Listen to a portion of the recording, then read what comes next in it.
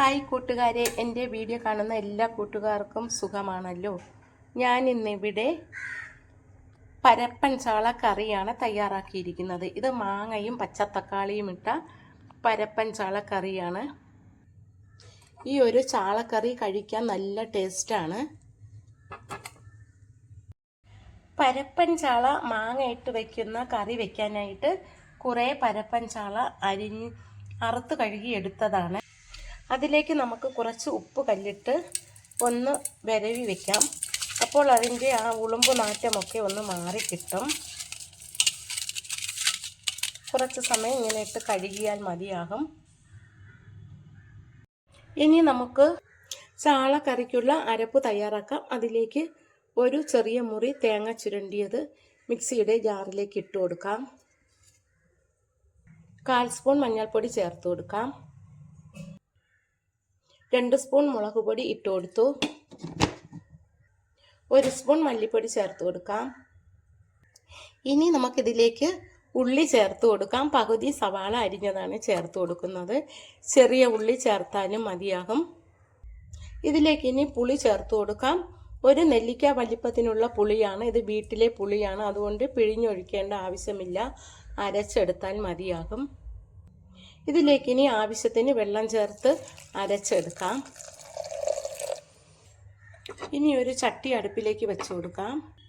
ചട്ടി ചൂടാകുമ്പോൾ അതിലേക്ക് 1 ടേബിൾ സ്പൂൺ വെളിച്ചെണ്ണ ഒഴിച്ചു കൊടുക്കാം. വെളിച്ചെണ്ണ ചൂടാകുമ്പോൾ അതിലേക്ക് 1/2 സ്പൂൺ കടുക് ചേർത്ത് കൊടുക്കാം. കടുകെല്ലാം പൊട്ടിക്കഴിയുമ്പോൾ അതിലേക്ക് ഉള്ളി അരിഞ്ഞതും വറ്റൽമുളകും ഇട്ട് കൊടുക്കാം.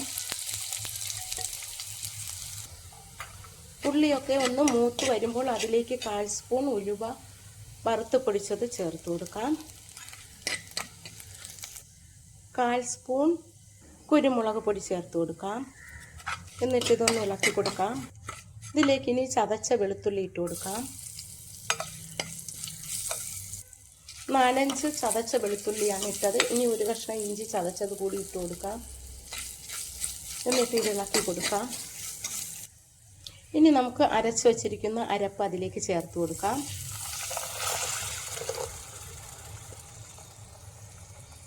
മിക്സിയും കൂടി കഴുകി ഒന്ന് അതിലേക്ക് ഒഴിച്ചു കൊടുക്കാം. എന്നിട്ട് എല്ലാം കൂടി ഒന്ന് ഇളക്കി കൊടുക്കാം.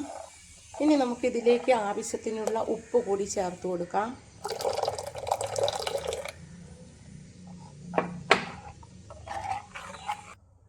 ഇനി നമുക്ക് ഈ കറിയിലേക്ക് 4-5 പച്ചമുളക് അരിഞ്ഞത് ഇട്ട് കൊടുക്കാം. ഇനി മാങ്ങ കഷ്ണങ്ങൾ അരിഞ്ഞത് ചേർത്ത് കൊടുക്കാം. 1 ടൊമാറ്റോ, പച്ചത്തക്കാളിയാണിത്. ഈ പച്ചത്തക്കാളി അതിലേക്ക് ചേർത്ത് കൊടുക്കാം. 2-3 കൊത്ത് കറിവേപ്പില കൂടി ചേർത്ത് കൊടുക്കാം. കറിവേപ്പിലയും പച്ചമുളകുമൊക്കെ കൂടുതൽ ചേർക്കണം.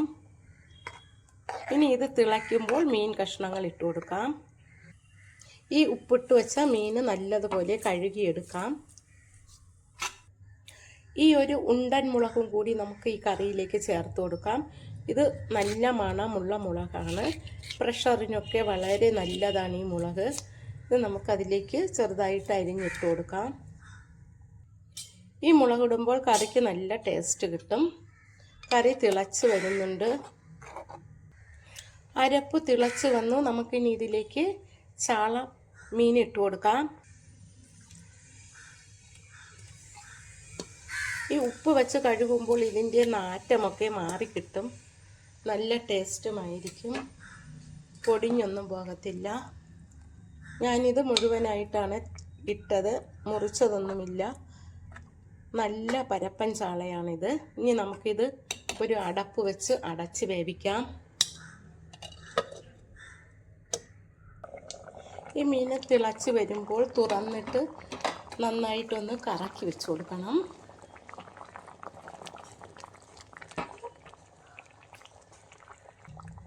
മീൻ കറി ഇപ്പോൾ നന്നായിട്ട് വെന്ത് കിട്ടി. ഇത് കഴിക്കാൻ നല്ല ടേസ്റ്റാണ്. ഉപ്പൊക്കെ ആവശ്യത്തിനുണ്ട്. പച്ചത്തക്കാളിയും മാങ്ങയും നല്ല മണമുള്ള മുളകും കറിവേപ്പിലയും ഇട്ട് വെച്ച ഈ കറി നല്ല ടേസ്റ്റാണ് കഴിക്കാനായിട്ട്. ഞാൻ തയ്യാറാക്കിയ ഈ വീഡിയോ ഇഷ്ടമായെങ്കിൽ ആദ്യമായി കാണുന്നവരെല്ലാം എൻ്റെ ചാനൽ സബ്സ്ക്രൈബ് ചെയ്യണം, സപ്പോർട്ട് ചെയ്യണം. താങ്ക്